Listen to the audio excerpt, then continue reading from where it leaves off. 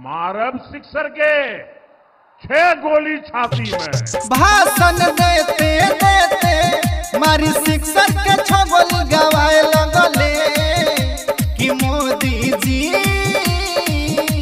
अहिर से डराए लगले कि मोदी जी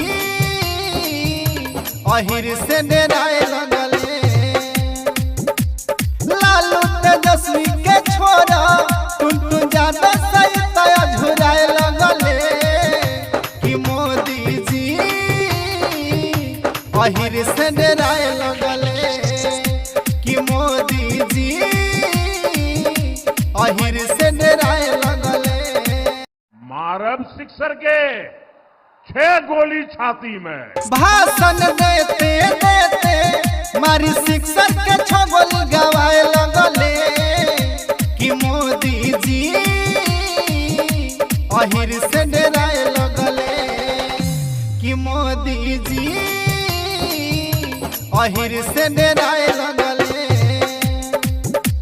लालू तेजस्वी के छोरा टुनटुन ज्यादा सही तय झुराए लगले कि मोदी जी अहिर से डराए लगले।